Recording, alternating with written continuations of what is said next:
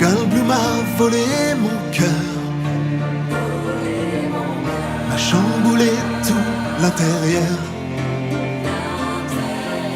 J'aimerais l'emmener sur mon scooter, tel François Hollande à toute vapeur. Son ennemi c'était la finance, mandat raté quand on y pense. Si Jeff Goldblum était français, lui président ce serait gagné.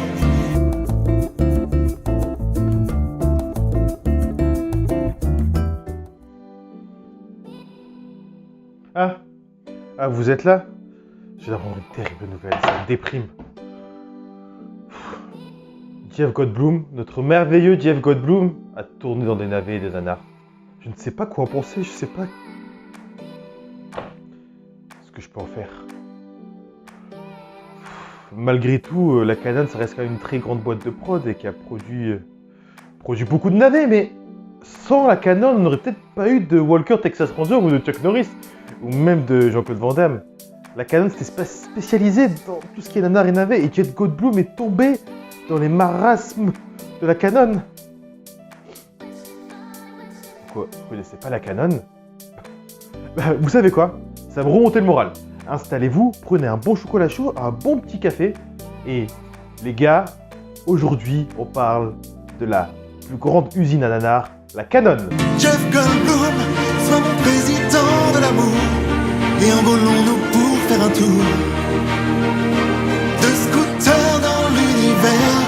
Jeff Goldblum, je t'ai beaucoup aimé dans la mouche. Pour Ian Malcolm, je serais pas farouche. Commençons par le commencement. Au début, il y avait la vie, le Big Bang. Ensuite, tout s'est réuni. Et après, il y a eu des extraterrestres. Ils sont arrivés sur Terre et Ariel Dombal s'est fait bouffer par eux. Oui, on me dit à l'oreillette qu'on s'en bat un petit peu les couilles. Du coup, je vais continuer. On va commencer vraiment par le commencement. On va commencer par le commencement de ces génies qui nous ont offert Bloodsport, Chuck Norris, The Canon Group Company. Initialement appelée Canon Films, ensuite au sein du groupe. Et c'est une société de production et de distribution cinématographique américaine. La Canon Film est née le 23 octobre 1967 par Dennis Friesland et Chris Dewey, alors qu'ils étaient au début de la vingtaine. Mais ils ont eu un succès retentissant immédiat parce qu'ils produisaient en anglais, ils traduisaient en anglais des pornos soft suédois. On peut citer par exemple Inga, ou My Love Lisa, ou Novek. Je les ai pas regardés. Mais tout d'abord, demandons l'avis à un expert.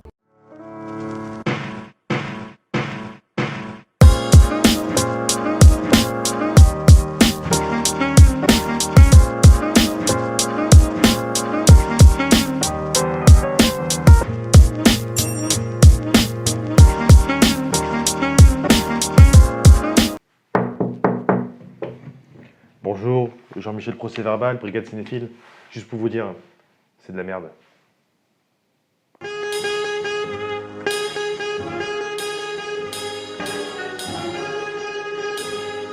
Merci beaucoup, l'agent cinéphile. J'espère qu'ils vont pas te renouveler pour une saison 2. En 1970, ils avaient produit des films à plus grande échelle, notamment Joe avec Peter Boyle. Ils y sont parvenus très simplement en s'y mettant à des budgets de 300 000 $. Qui est beaucoup en vrai, mais pour le cinéma, c'est un très faible budget. Mais le succès de Joe a porté de l'attention, beaucoup d'attention à la Canon. Mais après une suite de séries infructueuses, la Canon est à 2 doigts de la faillite. Mais c'est là qu'arrive un nouveau participant. It's Pikachu! It's Clefairy! Et oui, c'est ces génies-là qui ont créé le mythe. Qu'est-ce que je veux dire? Le génie de la Canon. Canon Films, c'est eux.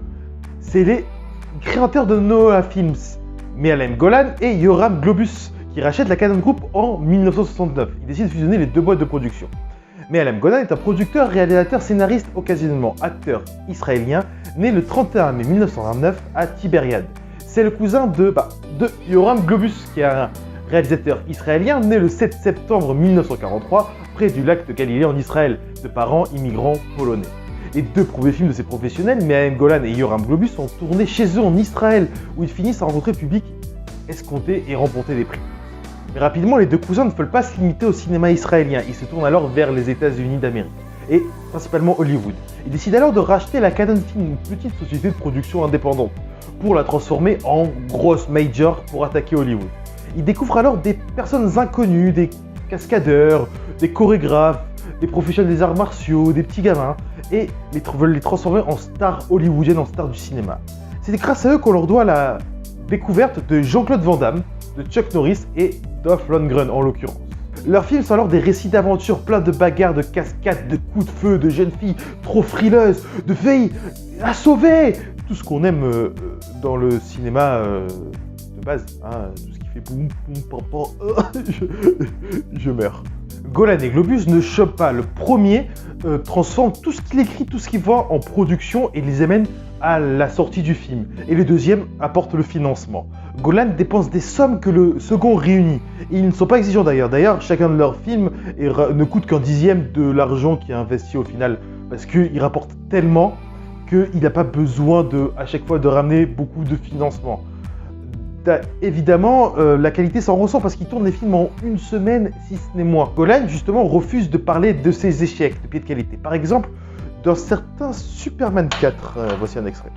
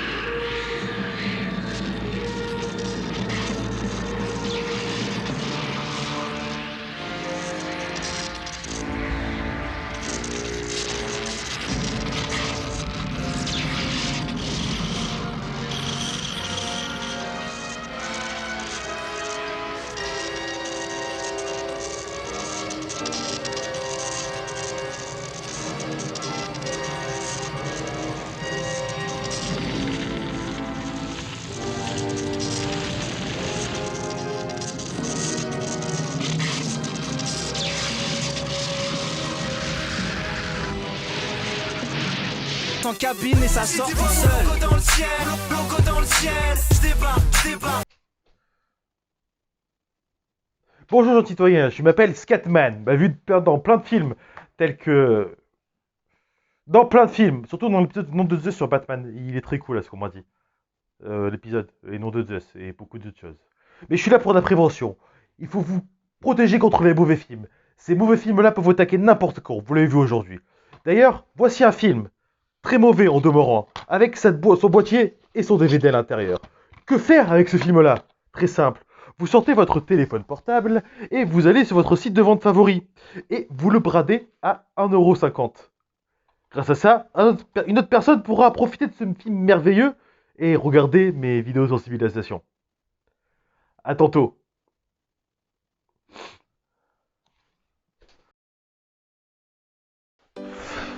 Ah, Jeff Goldblum. Pourquoi avoir fait tout ça? Pourquoi avoir joué dans des nanars? Bof. Vous savez, la canon ne se limite pas qu'à des films de ninja tels que The Domination avec Kyusunji ou le thriller d'autodéfense, par exemple avec Exterminator 2, la suite des Exterminator, film des années 80. Ils avaient racheté d'ailleurs la licence pour faire un 2.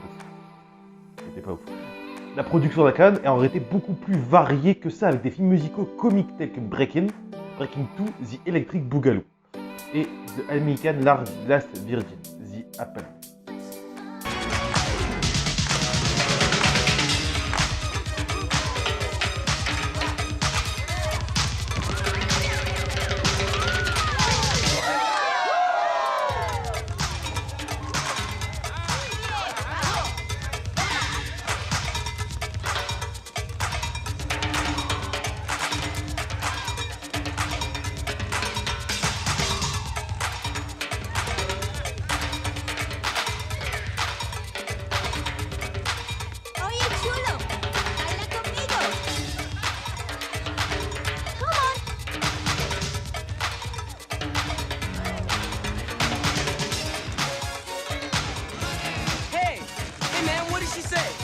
thinks you're sexy. She wants to dance with you. Go on, man. I think she likes you.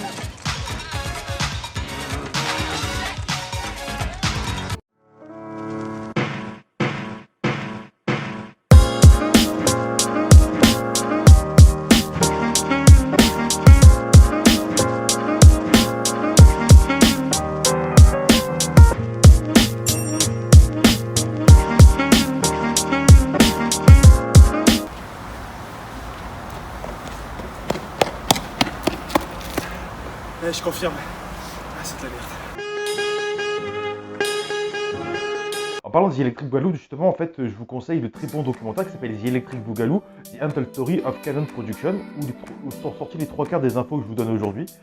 Il y a un très bon documentaire que je vous conseille très fortement, c'est aller plus profondément dans l'histoire de la Canon, qui est super intéressant.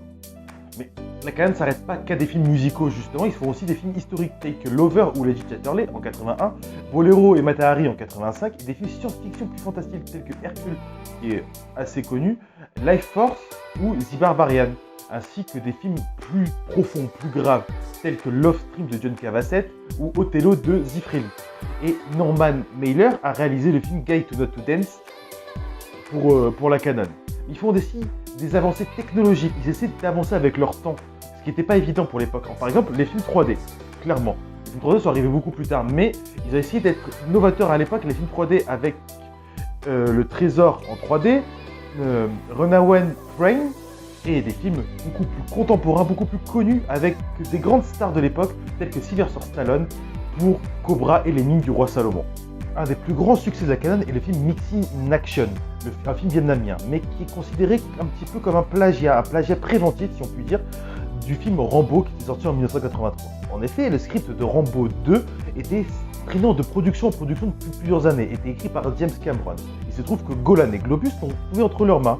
Ils sont inspirés pour faire leur film Missing in Action. Et ils ont même crédité James Cameron à la fin du film pour dire clairement qu'ils s'étaient inspirés clairement de leur script. Mais James Cameron n'a pas écrit le script. Le truc, c'est qu'ils ont fait le deuxième film, Missing in Action to the Beginning. Mais arrivé à la fin de la production, il se trouve qu'ils ont vu Rambo 2. Et ils ont trouvé que Rambo 2 était beaucoup plus supérieur qu'à leur film à eux. Et ils ont décidé finalement de faire un direct VHS, comme d'habitude. En 1986, la production atteint un sommet de 43 films par an, ce qui est quand même pas mal. Des direct VHS principalement. Golan est toujours président de la Canon. Mais en 86, la Canon signe un accord avec Viacom, qui ont les chaînes Showtime et The Movie Channel, pour des droits exclusifs de diffusion de leurs propres films. Au cours de cette année, la Canon a sorti le film Robotech The Movie, également appelé Robotech The Untold Movie, pour une sortie très limitée, très limitée à Mesquite, au Texas, dans la banlieue de Dallas, je ne sais pas si vous voyez. La Canon aurait été insatisfaite de la première version du film de Karl Macek, qui était presque une adaptation directe de l'animé Megazone 23. C'est avec leur assistance qu'ils ont vu des parties du Robotech Master de la série télévisée Robotech et de Megazone 23.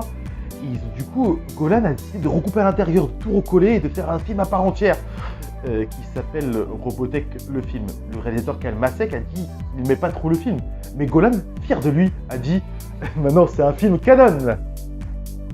Le succès de la Canon ne se fait plus deviner. En fait, même le critique de cinéma Roger Herbert dit que la Canon en fait n'a pas vraiment d'organisation de film, comment faire un film. Mais ça n'empêche pas ça en fait. En 87, le film L'Assaut, d'origine néerlandaise, remporte l'Oscar du meilleur film étranger et un Golden Globes. Et même le film Othello est nominé aux Golden Globes l'année d'après. Golan et Globus, la Canon Film, étaient réputés pour avoir fait d'énormes annonces pour promouvoir leur film, qui n'étaient pas à la hauteur des attentes 3/4 du temps, voire qui n'existaient carrément pas. Par exemple, Life Force en 85 devait être l'événement cinématographique de la science-fiction des années 80. Et Masters of the Universe, en 87, a été surnommé la guerre des étoiles des années 80. Ça a bien marché en tout cas.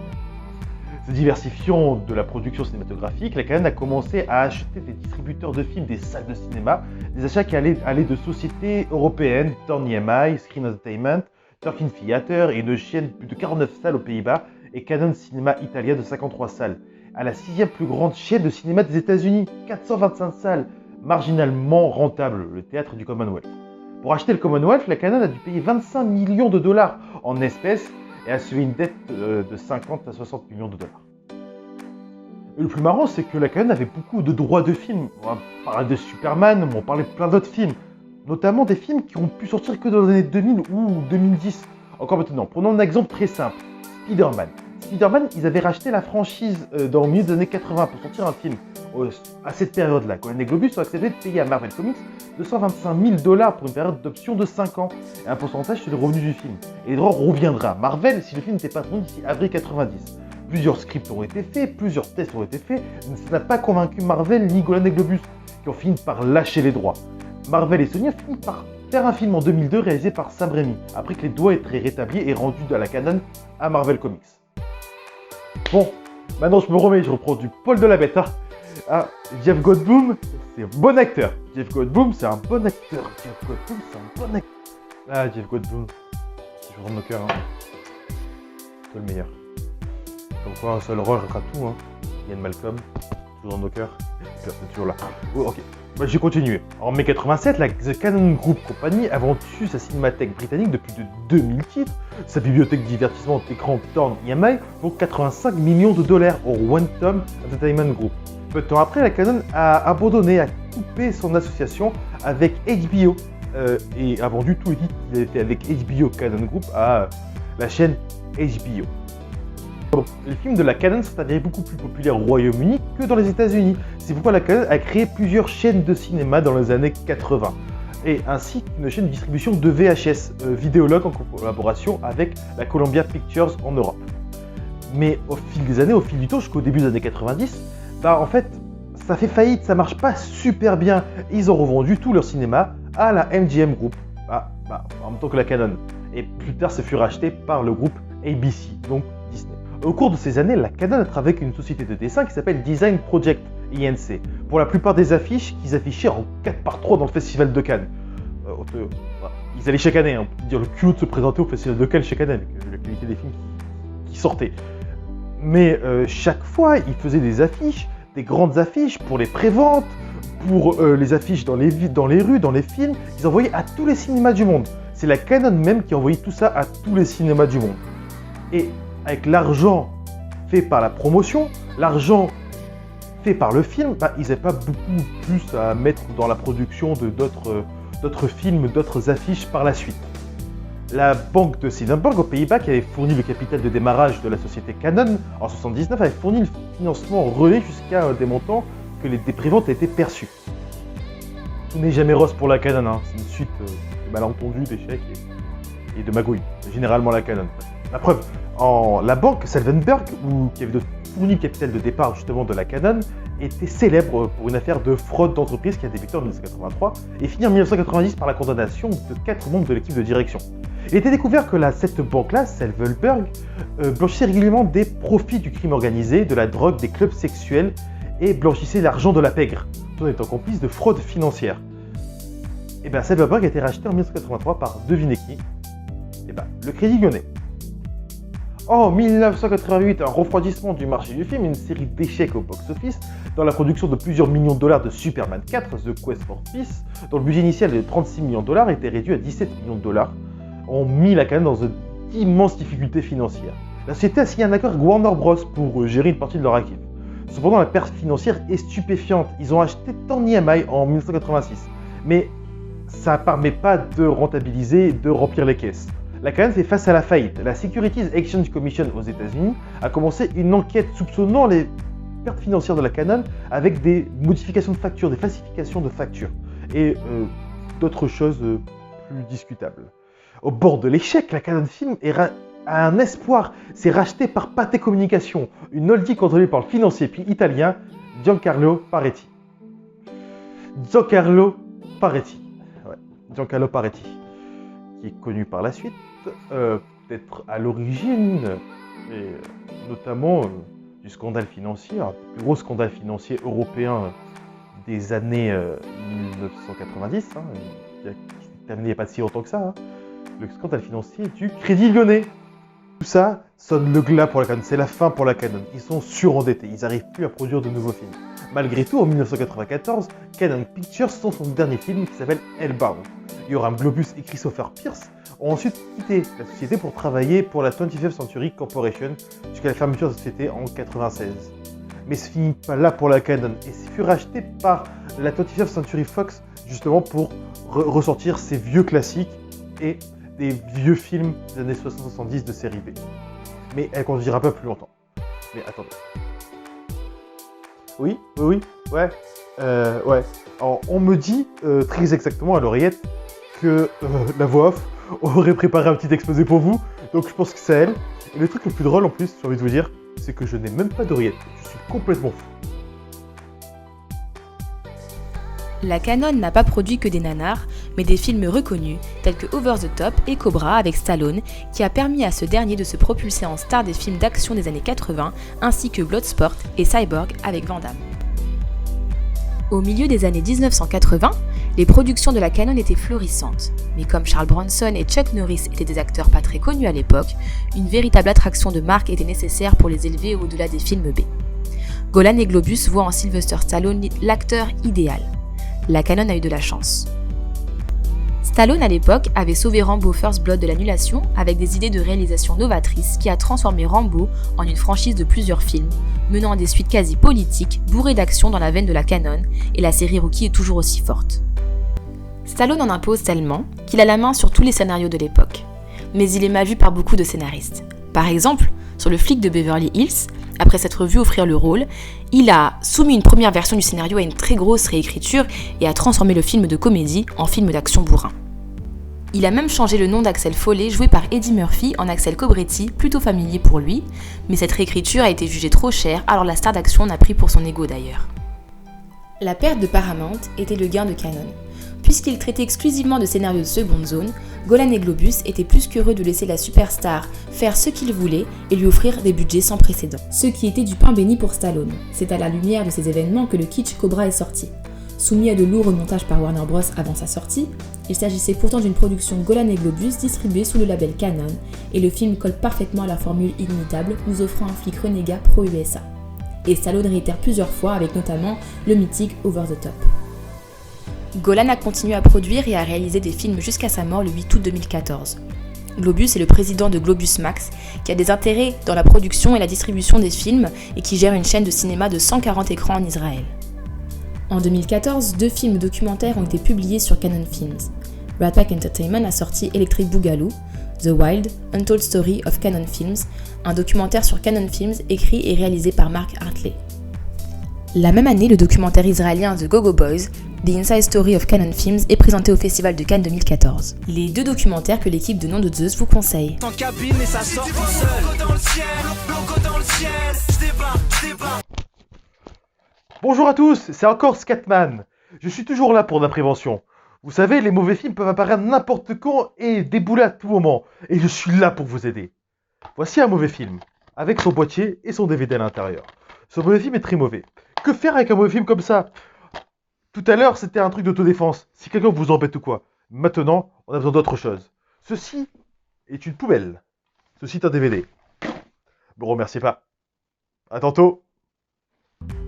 Ah là là. Et bah, que dire sur cette société de production? J'ai envie de vous dire que cette société de production nous a amené beaucoup d'acteurs et beaucoup de personnes dans cet univers-là. Sans la Canon, sans ces navets, sans ces nanars, on n'aurait pas eu ni Jean-Claude Van Damme, ni Chuck Norris, ni plein d'autres films. Tous les plus grands acteurs contemporains de notre époque, qui ont notamment tourné dans Jurassic Park, Retour vers le futur, et plein d'autres films, sont passés forcément par la case Canon. Pour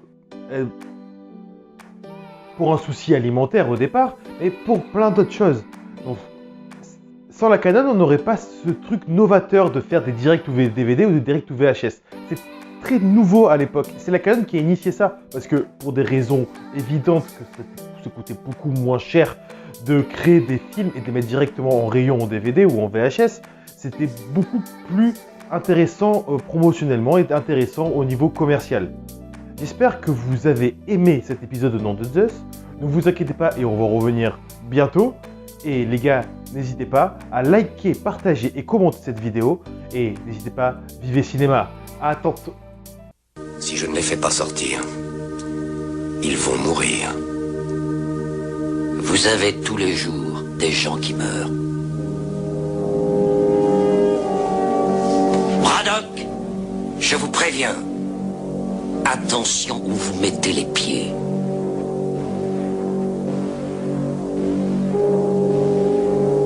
mets les pieds où je veux, Little John. Et c'est souvent dans la gueule.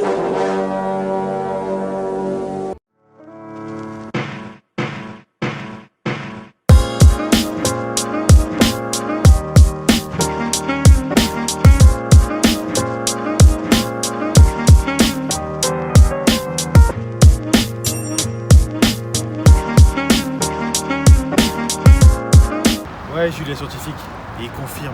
Je me doutais bien. C'est tellement difficile. C'est de la merde.